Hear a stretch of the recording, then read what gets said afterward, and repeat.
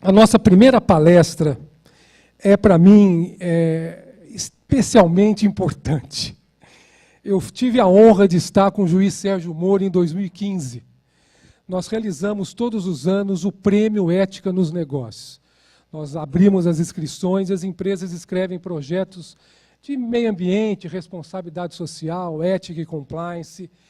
E todos os anos nós homenageamos um executivo ou um empresário. E em 2015, por causa da Lava Jato, a minha diretoria, influenciada por mim, que sou presidente, nós falamos, vamos convidar o Sérgio Moro. Imagina, o cara não vai aceitar. Eu falei, mas como, pô? Você não sabe? O não a gente já tem, vamos convidar. E nós convidamos. Ele, no primeiro momento, ficou meio reticente, sabe? Ah, não sei, eu não vou poder estar em Campinas na cerimônia. Eu falei, não, nós vamos até você. Ah, então eu vou aceitar com muita honra. E eu estive em Curitiba em 2015, lá na 33ª Vara Criminal, onde tudo acontece, na República de Curitiba. E eu entrei no gabinete assim, do Sérgio Moro. Imagina uma mesa grande, cheia de processo. Você não via ele, você só via processo. Eu falei, doutor Sérgio Moro, eu estou honrado de estar aqui apertando a mão do homem que está contribuindo para mudar a história do nosso país. Meus filhos eu não sei, mas meus netos, com certeza, vão morar num mundo melhor, num país mais justo, mais ético. E nós trocamos alguma ideia. Ele falou, não, Douglas, eu não estou fazendo nada disso. Eu só estou fazendo a coisa certa. Confesso a você que aquela palavra, ele é muito introvertido, Sérgio Moro.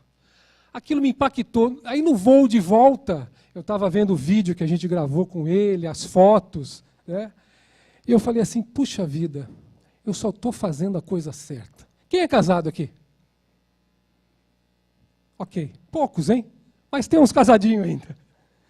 Meu, com certeza a mulher do Sérgio Moro, algumas vezes falou, bem, amor, para que isso, bem? Você está ganhando a mesma coisa, trabalhando igual um camelo, nós não podemos mais ir no shopping jantar, você não pode ir com as crianças no parque aqui em Curitiba, que todo mundo quer tirar selfie, todo mundo quer autógrafo. E o Sérgio Moro é jurado de morte, alguém tem dúvida? Ninguém. Mas ele está fazendo a coisa certa. E está inspirando outros juízes a fazer a coisa certa. Porque o juiz federal sempre existiu.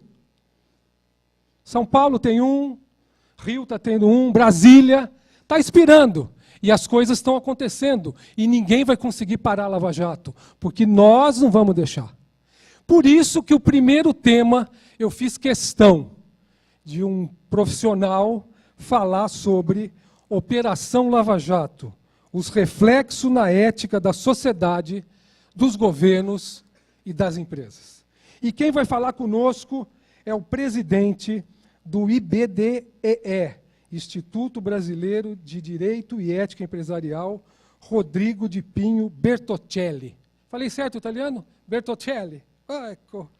Rodrigo Bertocelli é graduado e especialista em Direito Processual Civil pelo Mackenzie, pós-graduado em Contratos Empresariais pela FGV-LAN e certificado em Business and Compliance pela Universidade da Flórida Central. Presidente do Instituto Brasileiro de Direito de Ética Empresarial e chefe jurídico e compliance de uma multinacional no setor de infraestrutura. Rodrigo, vem para cá, meu amigo.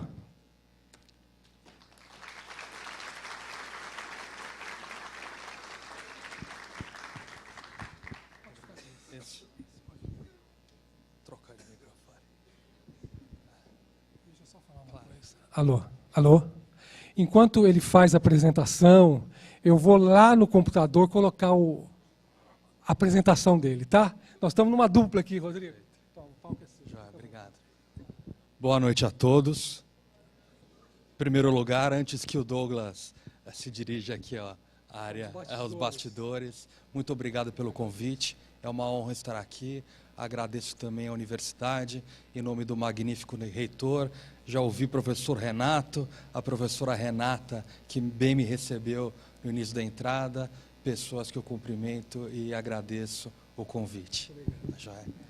Bom, o desafio que me foi dado, e eu espero falar em torno de 40 minutos, para que nós possamos, enfim, interagir um pouco mais.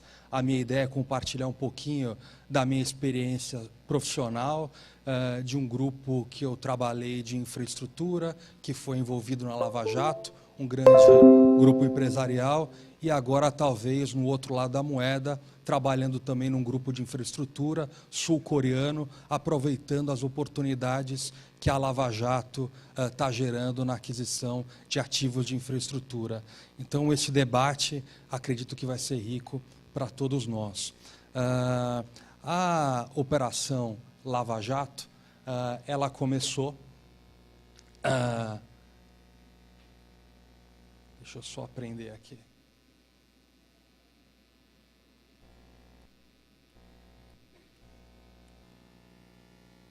Isso. Ela foi deflagrada efetivamente em 17 de março de 2014. No entanto, é uma operação que começou muito antes. Começou mais precisamente em 2009, com o caso do Banestado, mas foi especificamente no dia 17 de março de 2014 que a primeira fase da Operação Lava Jato efetivamente aconteceu.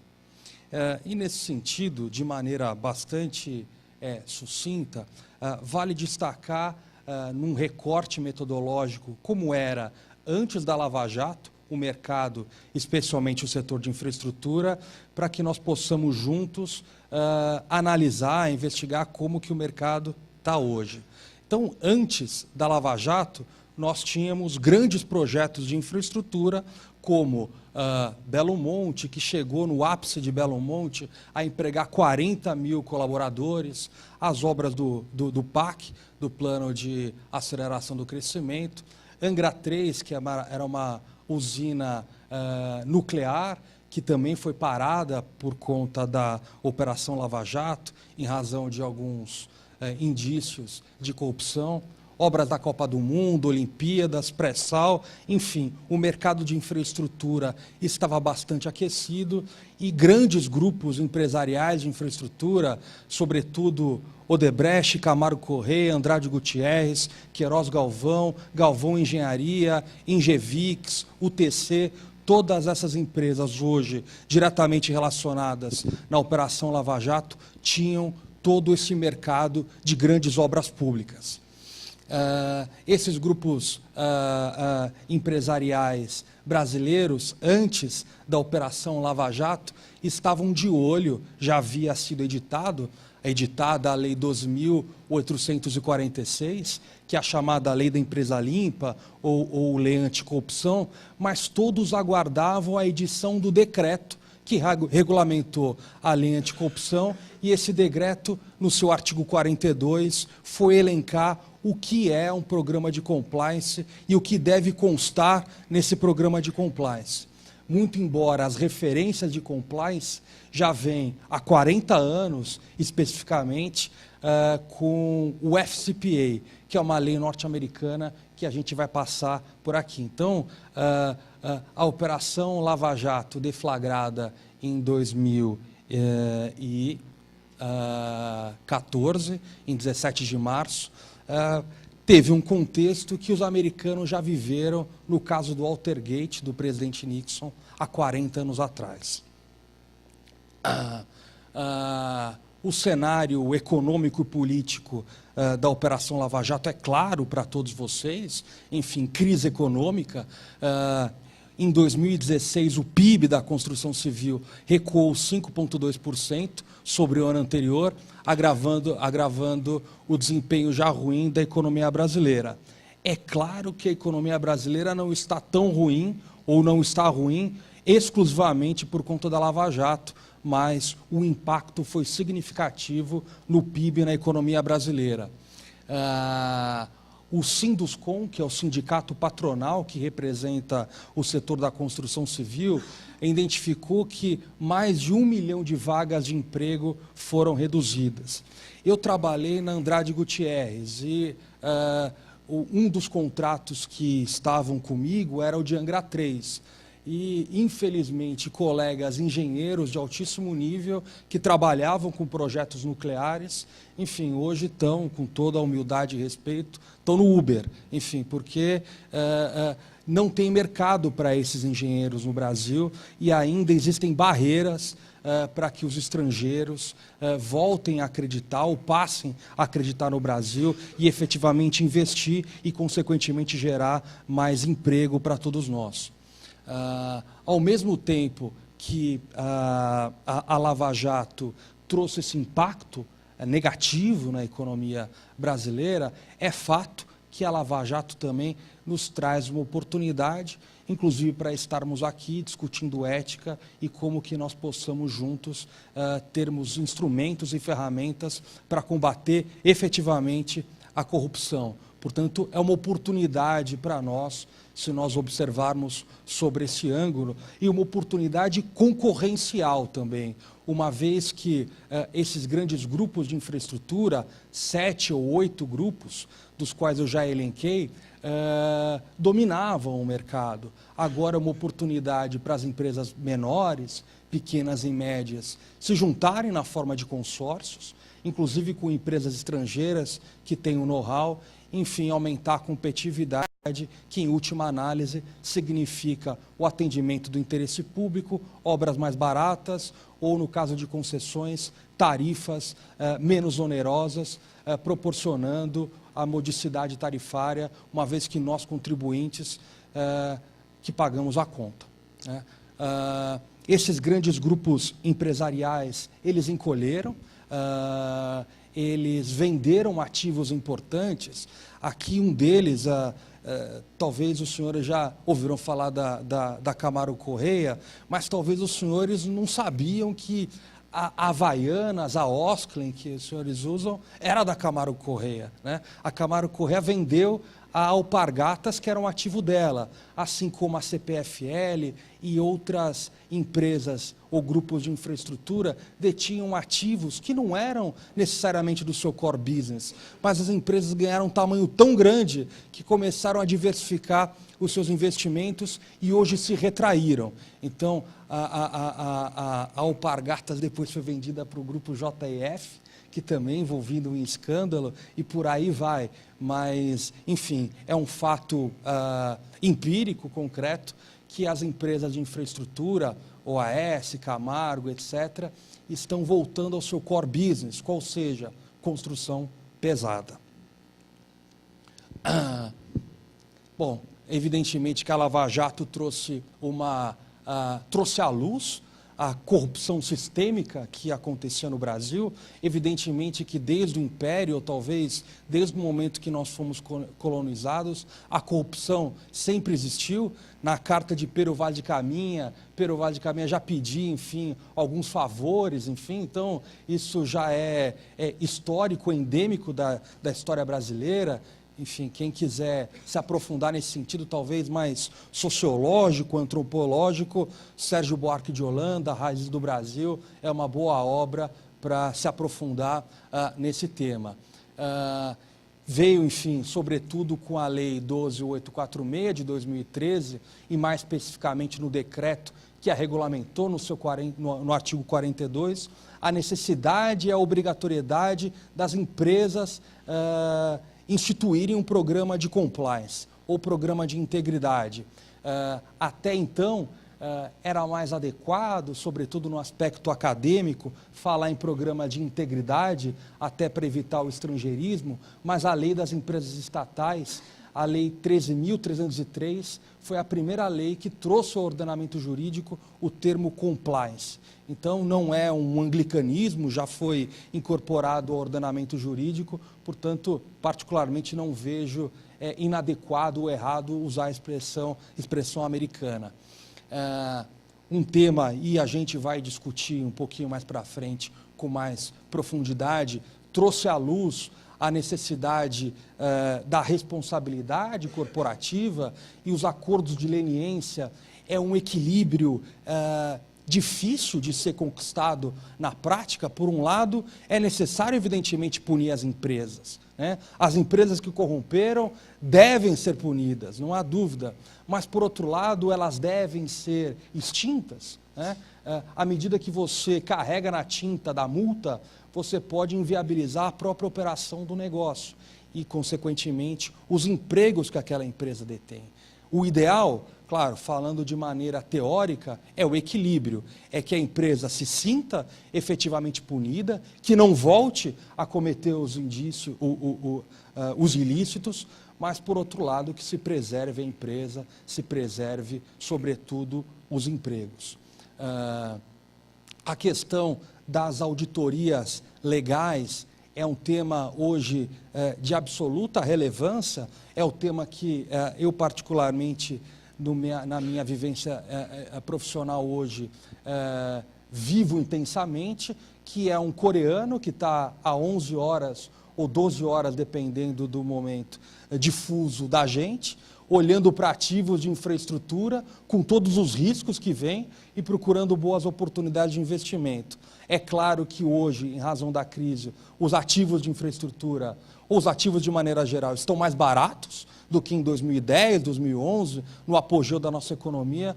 No entanto, vem com um pacote de riscos que, para nós, advogados, é difícil decifrá-los com precisão e precificar esse risco, que é o que, em última análise, o empresário, o executivo, quer que nós o façamos.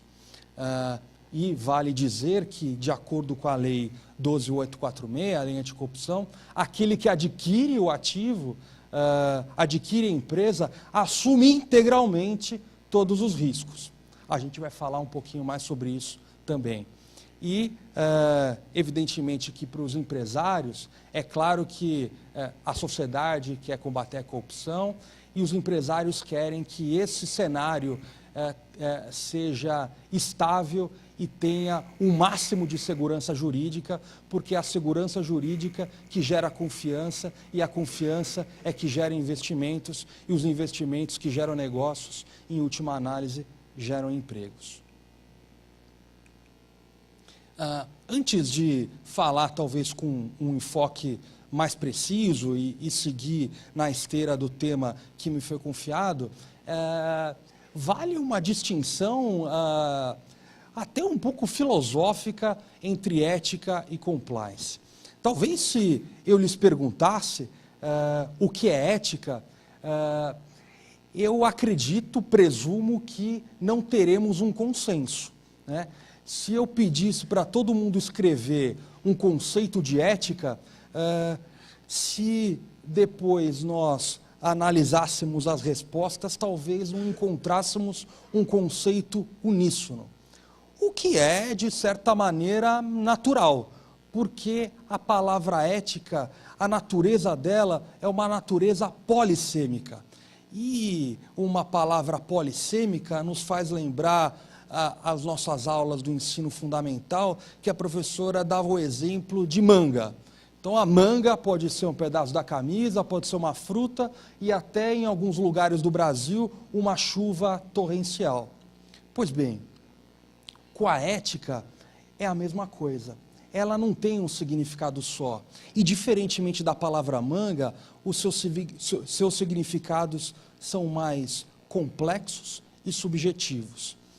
E a palavra, quando foi inventada, há 350 anos antes de Cristo, por Aristóteles, na principal obra dele, que é Ética a Nicômaco. Nicômaco foi o filho e o pai de Aristóteles. O conceito de ética de Aristóteles não tem nada a ver com o conceito de ética contemporâneo e o conceito que nós utilizaremos para a ética empresarial e também para avaliar os programas de compliance com um pouco mais de profundidade e sem uma superficialidade que talvez hoje nós estejamos vendo nos jornais. Pois bem, para Aristóteles, a ética é o sentido de uma vida inteira. Para Aristóteles, a ética é a busca da felicidade, o que os gregos até deram um nome específico para isso, de eudaimonia. Portanto, Aristóteles dizia que para ser feliz ou para você ter uma vida eudaimônica, você tem que atingir os propósitos que que lhe foi designado. Então, para Aristóteles, ética é potencializar as suas qualificações, é desenvolver o que ele chamou das suas virtudes. E se você desenvolver as suas virtudes, você vai ter uma vida ética. Bom, até aí faz sentido. O sentido da vida talvez seja nos conhecer, e aí vem aquela máxima, conheça-te a ti mesmo. Essa frase grega não tem nada a ver com psicanálise, com Freud. Isso veio talvez 2100 anos ou mais depois, né? Mas para Aristóteles, esse pensamento de que a ética é o sentido de uma vida e não de uma conduta, fazia sentido porque os gregos acreditavam que o universo, que chamavam de cosmos, era finito e ordenado. Portanto, cada um de nós, segundo os gregos, teríamos uma função pré-determinada nesse cosmos. Ora, se eu sei cantar, a finalidade ética da minha vida é ser cantor. E se eu não cantar e for, enfim, andar a cavalo? Eu estou desagradando o cosmos, estou desagradando os Zeus e não vou ter uma vida ética. Com base nesse pensamento, Aristóteles, inclusive, justificou a própria escravidão.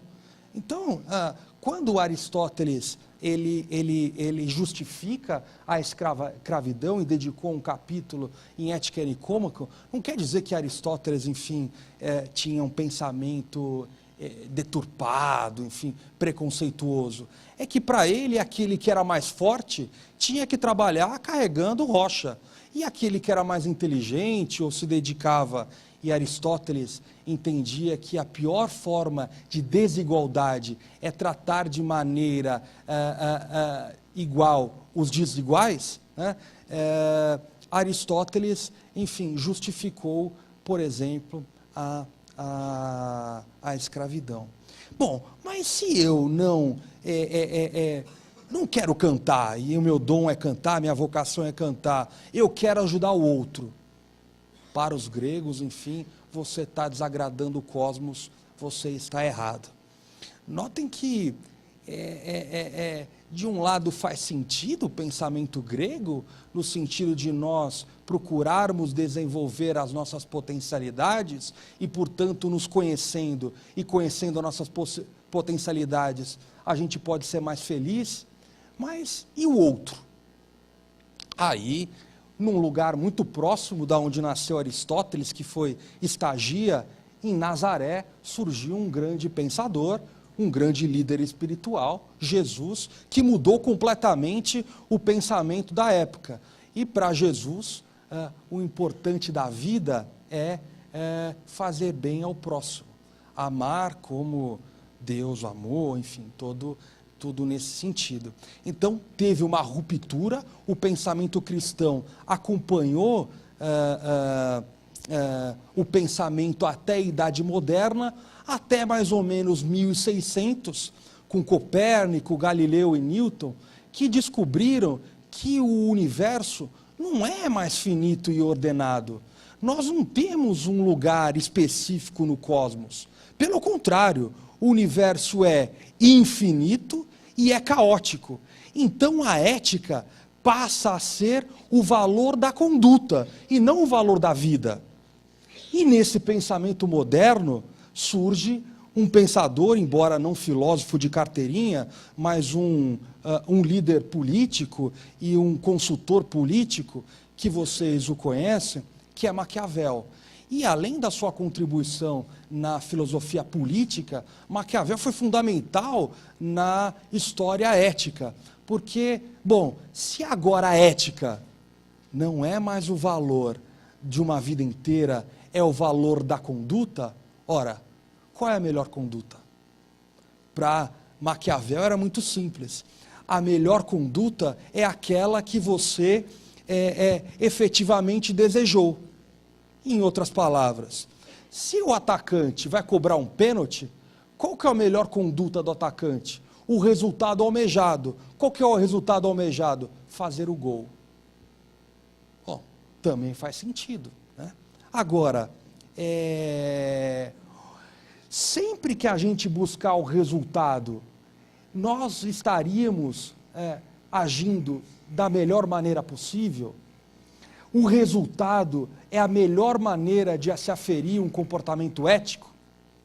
Aí surge um novo pensamento, liderado por John Stuart Mill, um inglês, que fundamentou, construiu uma escola chamada de utilitarista, e disse, não é o resultado que avalia a conduta, é aquele resultado que proporciona um bem comum ao maior número de pessoas.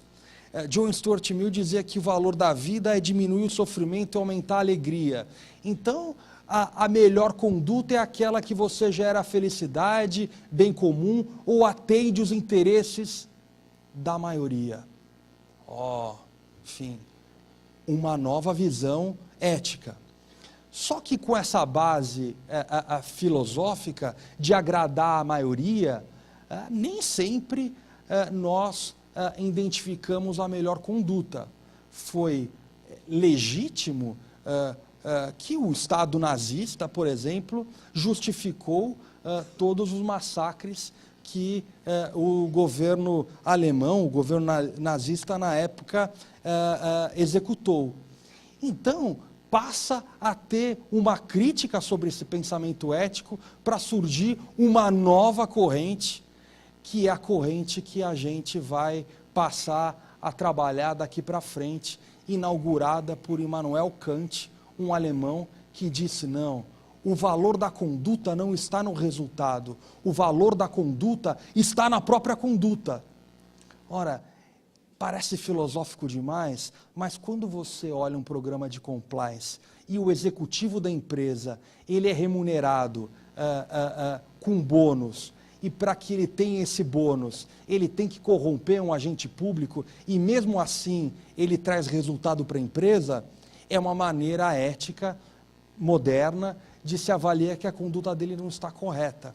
Ora, se uma licença ambiental, por exemplo, demora 1 ano para ser conseguida, e aquele executivo ele consegue em 3 meses e ganha um bônus, ora, o valor da conduta corporativa não está alinhado com o propósito efetivamente ético.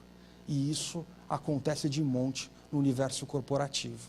Então, a reflexão filosófica que eu queria trazer para vocês é que a ética, ela é o valor da conduta pela própria conduta. E, ao mesmo tempo, ela não é uma tabela de certo e errado, e o compliance officer ou a área de compliance, aquele que talvez tivesse decorado a tabela e soubesse o que é certo e o que é errado. A ética é uma inteligência a serviço do aperfeiçoamento da convivência para o futuro. A cada dia que passa, nós temos decisões novas que não temos precedente. Aristóteles, Kant ou quem quer que seja, enfim, não previram o Facebook, por exemplo.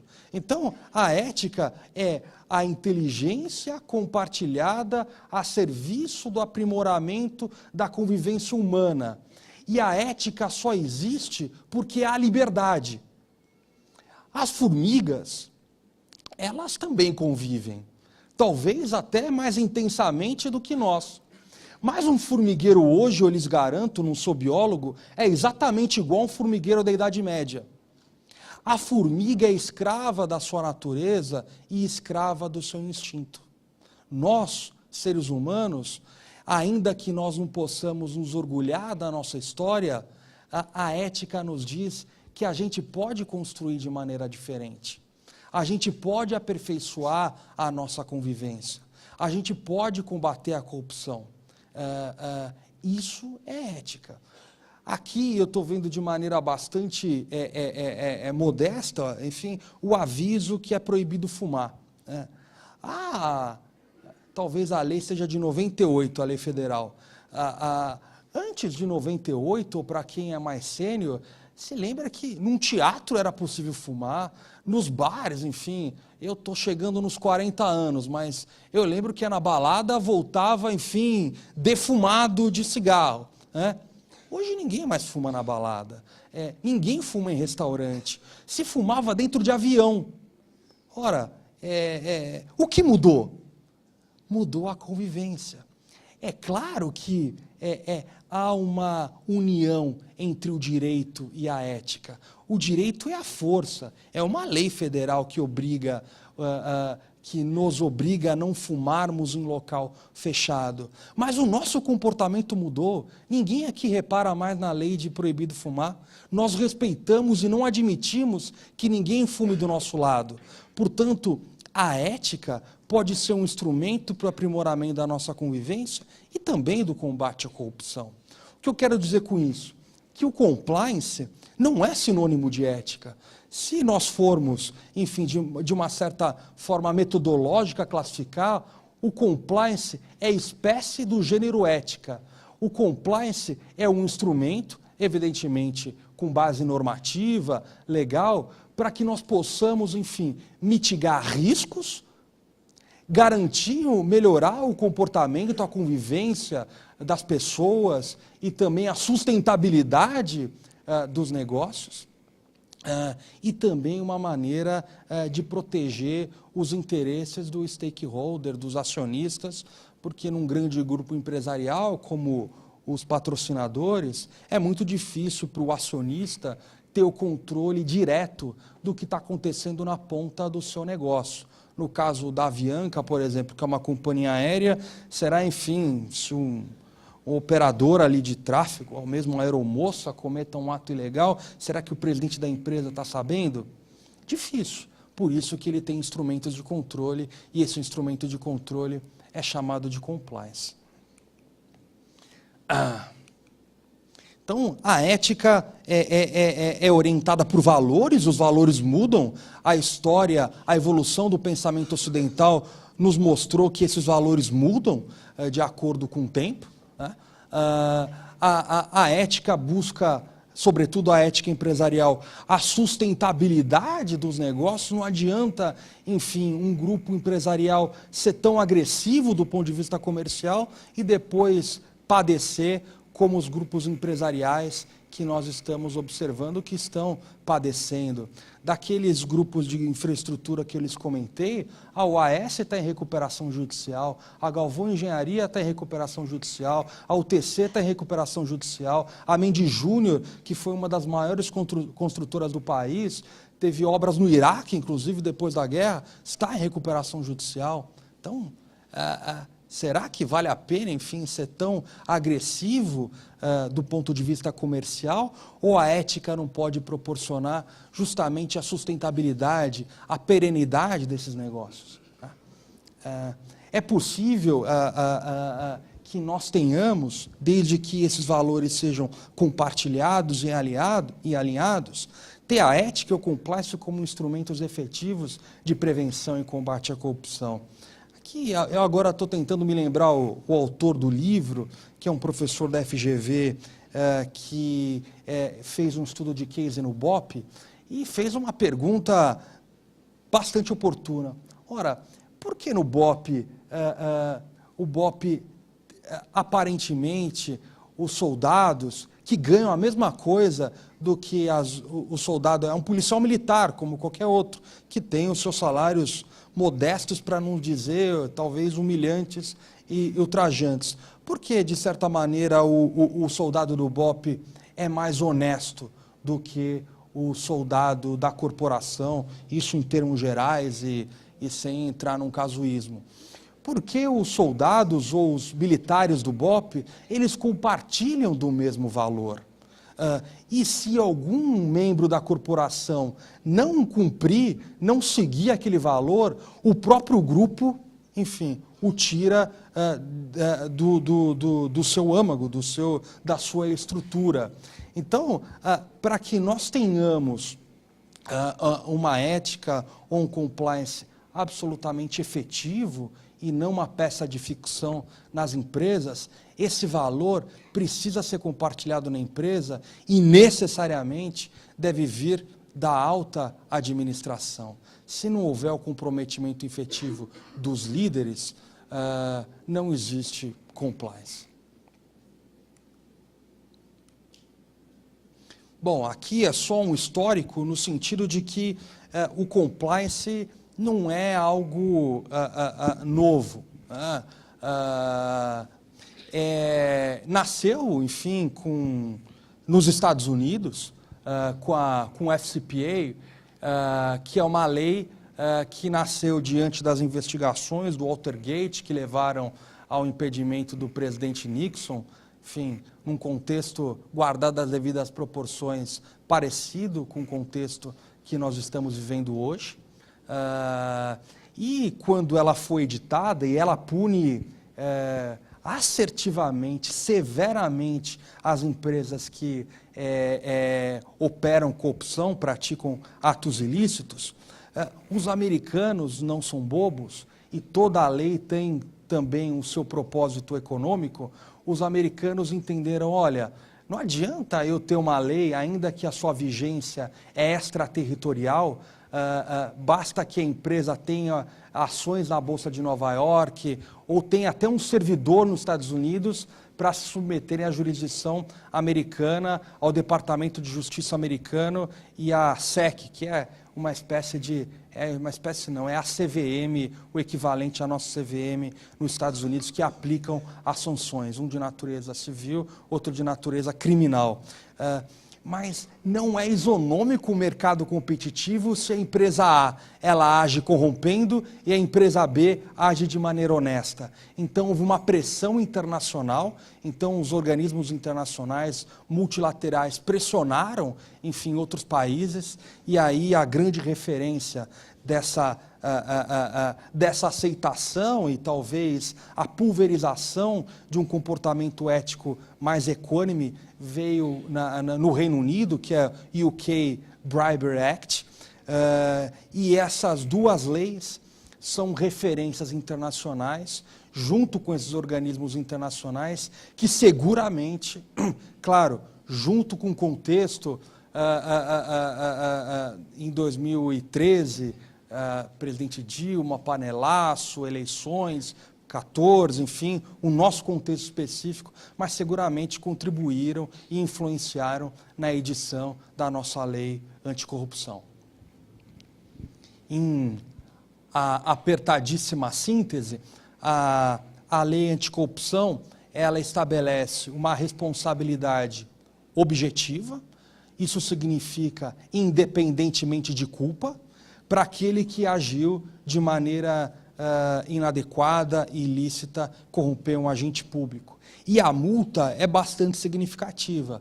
Ela pode começar de 0,1% até 20% sobre o faturamento bruto da empresa, que pode, inclusive, quebrar a empresa se a multa for aplicada. E hoje a grande discussão é no sentido que ainda faltam parâmetros objetivos para a dosimetria dessa pena e os entes que podem aplicar multas em face das empresas, o que gera uma discussão bastante intensa no mundo jurídico.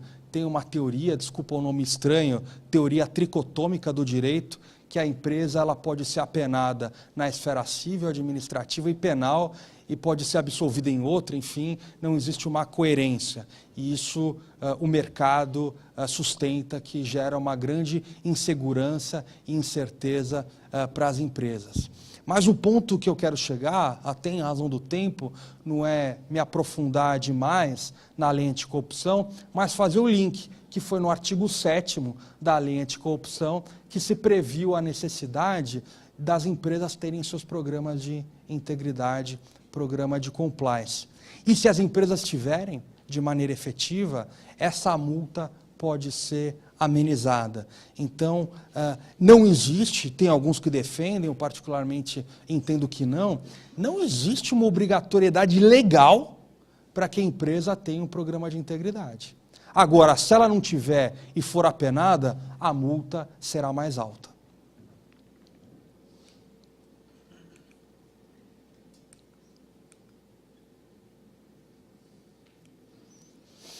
Bom, pois bem, então só também em apertada síntese os principais aspectos da lei anticorrupção, mais especificamente em relação aos programas de integridade como ferramenta de prevenção e combate à corrupção.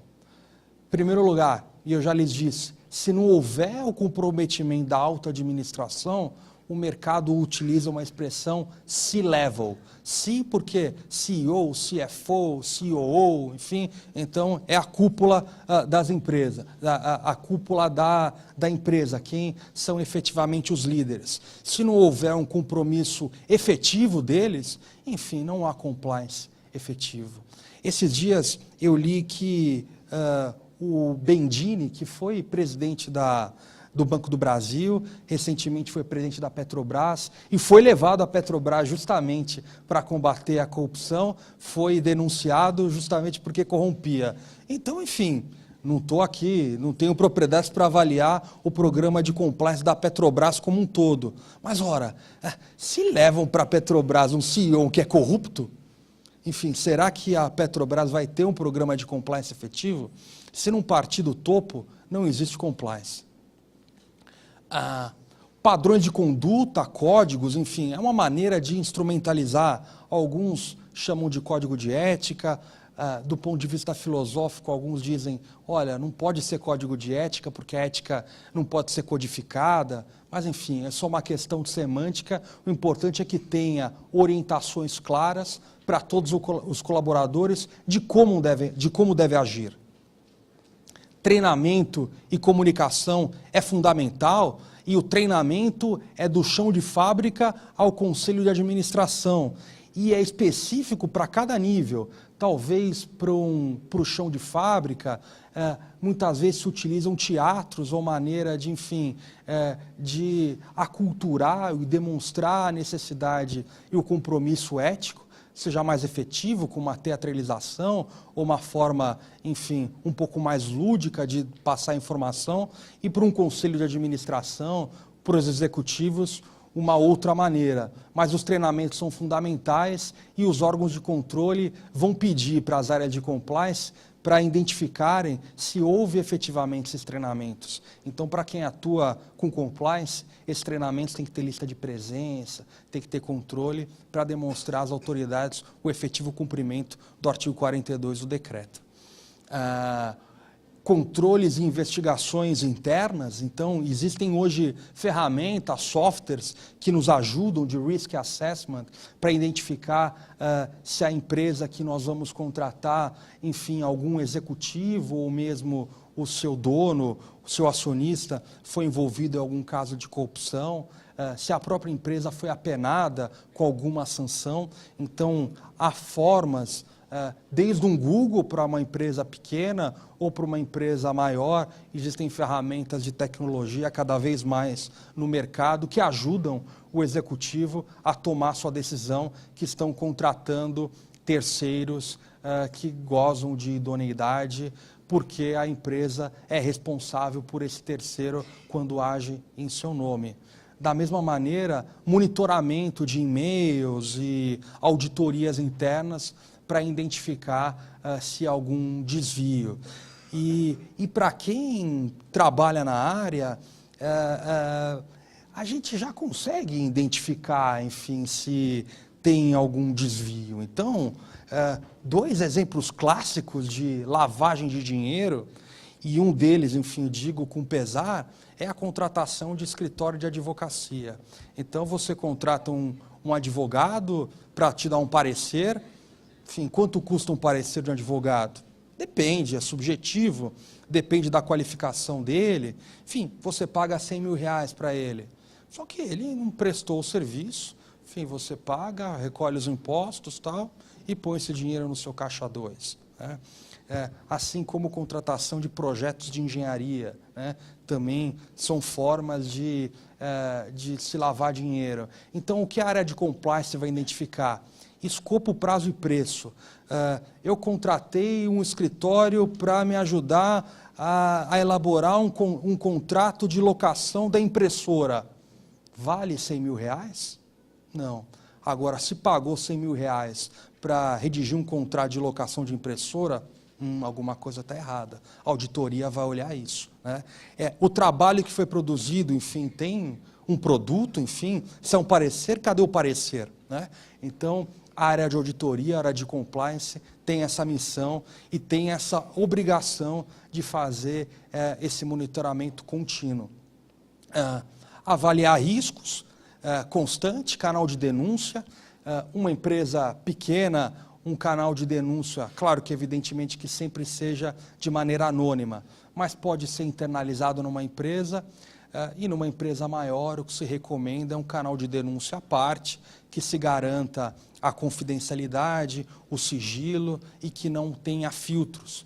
E que aquela denúncia, que pode ser de um assédio moral, sexual, corrupção, enfim, qualquer ato que, além de ilícito, eventualmente seja também antiético, devem ir para um órgão colegiado, não na mão só de um profissional ou um diretor de compliance, ou na mão de um presidente, porque ele poderia, enfim, colocar na gaveta se aquela denúncia fosse contra ele. Então, são esses detalhes que cada vez mais as autoridades e os órgãos de controle estão mais atentos sobre a efetividade dos programas de compliance. Então, enfim, em suma, um programa de compliance tem como missão prevenir, detectar as fraudes, os atos de corrupção e, evidentemente, punir, né? No caso da empresa, dependendo do caso, evidentemente, a punição é a demissão e até processar criminalmente, se necessário, o próprio colaborador, porque agiu em nome da empresa, imaculando, inclusive, o nome da empresa. Aqui, queria lhes trazer aí um caso prático. No grupo empresarial que eu faço parte, nós adquirimos um pedaço da OAS em recuperação judicial e, todos sabem, envolvida na Lava Jato. Então, o nosso desafio e um M&A, que é Merger and Acquisition, é a sigla aí que o mercado costuma utilizar, num caso desse, e agora, depois da lei anticorrupção, começa com uma auditoria anticorrupção.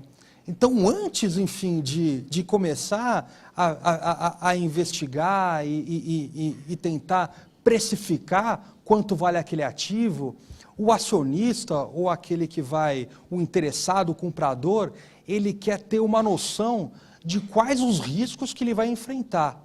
E no caso brasileiro, e nesse caso específico, até por ser recente, foi o primeiro ativo vendido decorrente da Operação Lava Jato e em sede de recuperação judicial, que foi muito difícil precificar esse risco.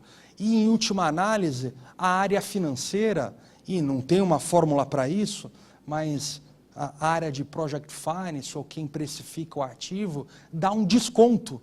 E um desconto que varia de 20% a 30%, pode chegar a 40% no valor da companhia, pelas incertezas dos riscos que ela está assumindo. Porque quando você compra um ativo da Lava Jato, a empresa que eu trabalho comprou uma parte da OAS. Enfim, se der algum problema, agora não tem como reclamar para a OAS, a responsabilidade é minha. E isso é precificado na aquisição. Em outras palavras, quero dizer que é um exemplo empírico, casuístico, real, que empresas éticas valem mais.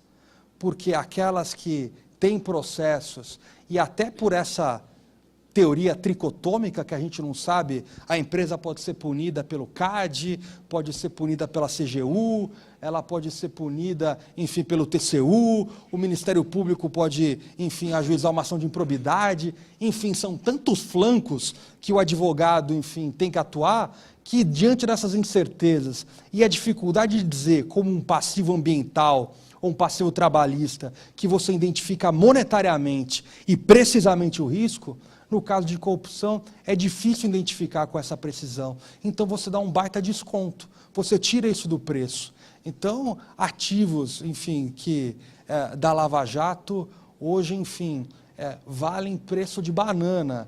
E por que não compraram? Porque mesmo valendo uma banana, você pode ter um baita de um problema também. Então, enfim, tem vários exemplos aí de que ativos da Lava Jato que o mercado nem precificou. Estão aí, agora na mão dos bancos, para tentar que esses ativos não quebrem efetivamente, porque os bancos sempre são credores, né? Então, essa é uma grande dificuldade. Outro exemplo específico também na área de saneamento foi da Odebrecht.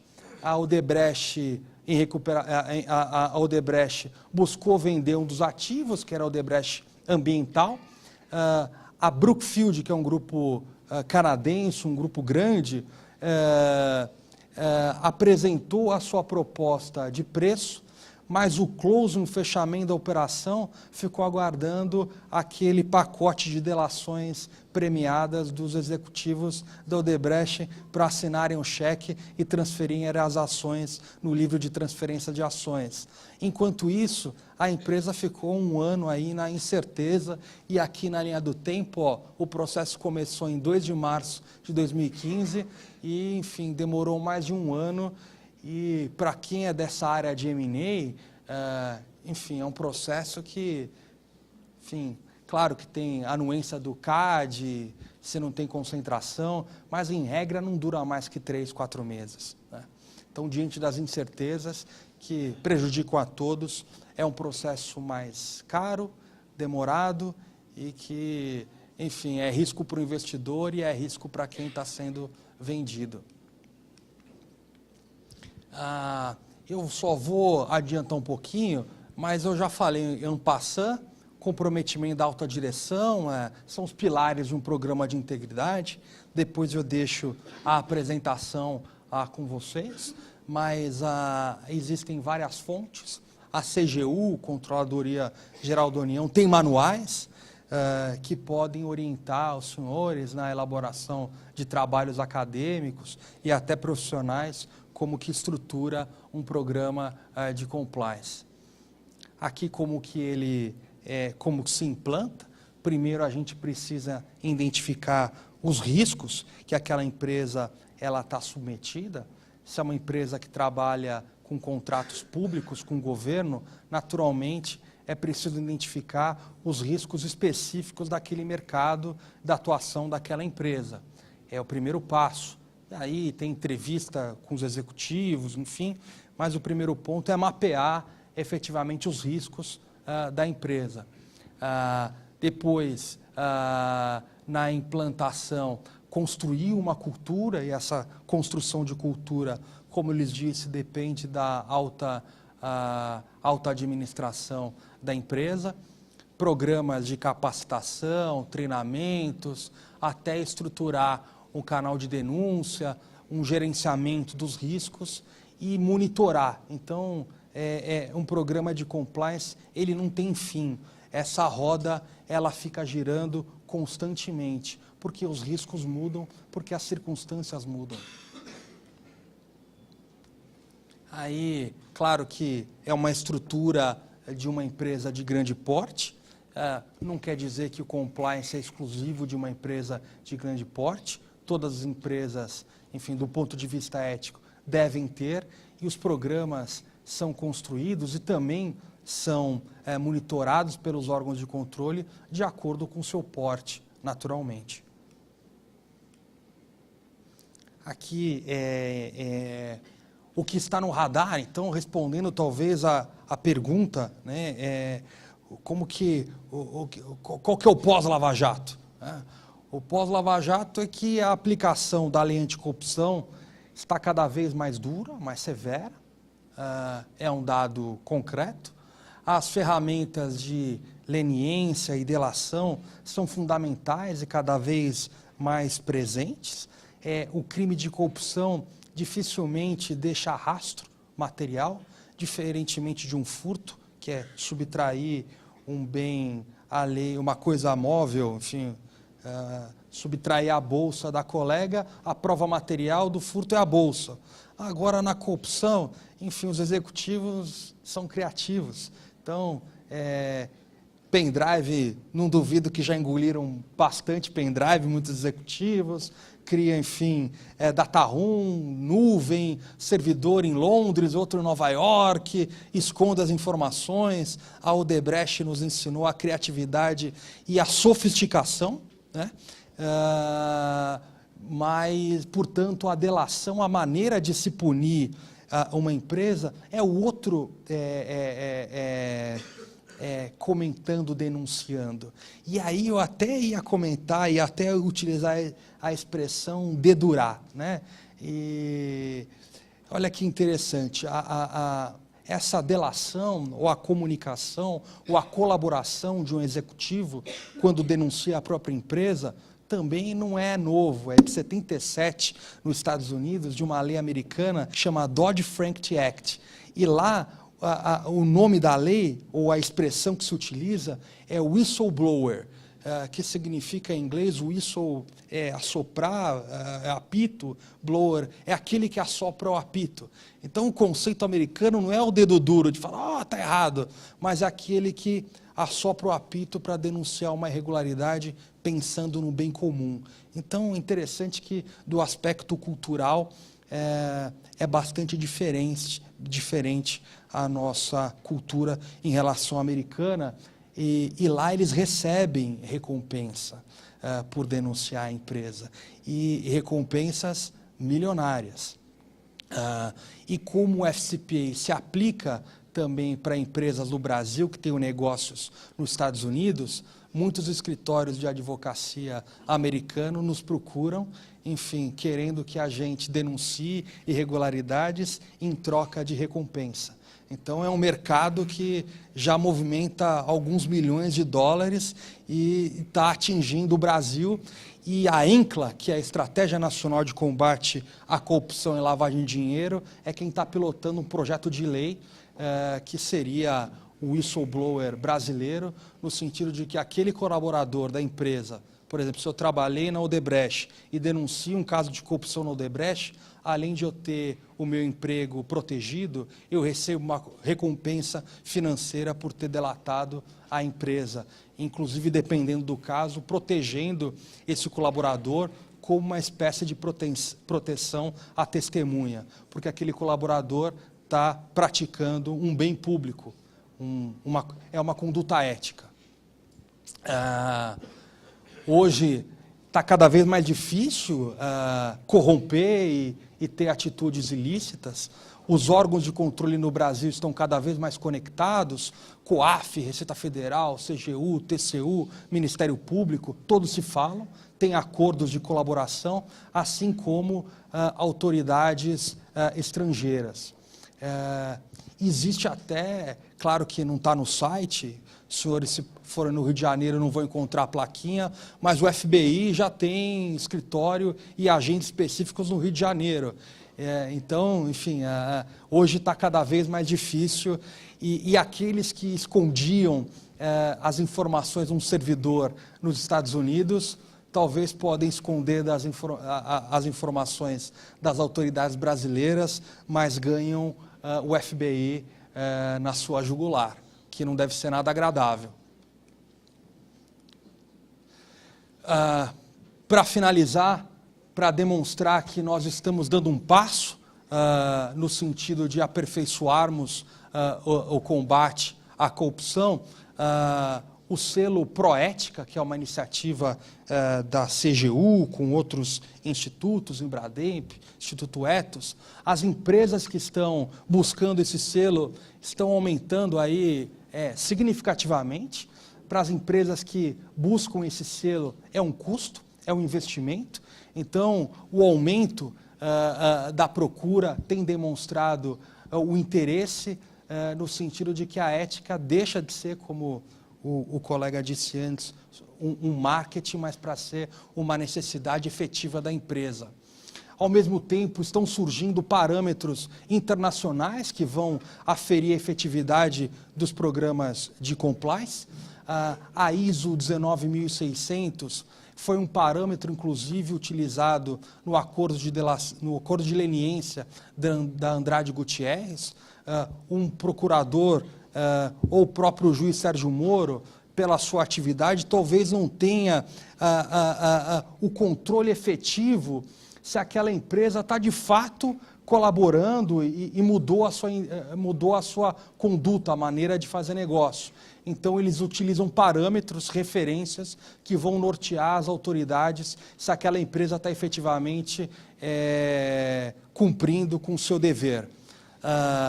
Vale registrar que a ISO 37001 é a mais recente, diferente da 19600, que são diretrizes. A ISO 37001 é uma certificação, efetivamente, como a 9001, por exemplo. Então, a empresa coloca a plaquinha na parede, além de gerar valor para ela, é uma maneira de ela comprovar para as autoridades que ela está cumprindo com o seu dever. 37001 específico para suborno. Enfim, existem outros manuais, eu estou à disposição depois, junto com o Instituto Brasileiro de Ética nos Negócios, de lhes informar.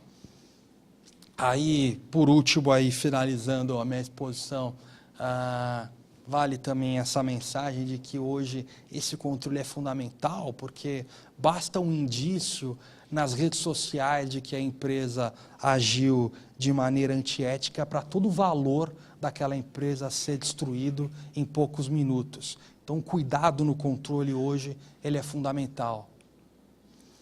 Cada vez mais uma tendência de que o mercado, e o mercado privado já precifica hoje, aquele fundo de investimento, um private equity, só vai hoje investir, comprar ações de uma empresa se ela tiver um programa de compliance. Agora, no setor público, existe uma movimentação, e acredito que num futuro próximo nós tenhamos, como um critério de distinção na licitação pública da Lei 8666, aqueles que não tiverem um programa de compliance não serão contratados pelo poder público. É uma possibilidade.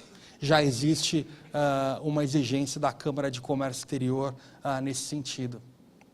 E, por último, finalizando,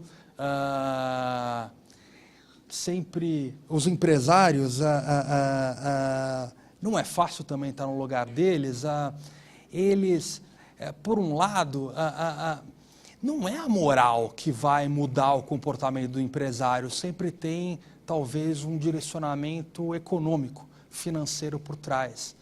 E cada vez mais a história tem demonstrado que o compliance e o combate à corrupção no ambiente corporativo não é um custo, é um investimento na sustentabilidade da própria empresa. Em outras palavras, se você pensa que o compliance é caro, experimente não ter um compliance. Então, muitas empresas já deixaram o seu rastro na história, demonstrando o prejuízo que é não ter um programa de compliance efetivo. É isso que eu queria lhes dizer. Sobrou algum tempo para a pergunta? Desculpe, fui preciso aí no tempo. Muito obrigado pela atenção dos senhores.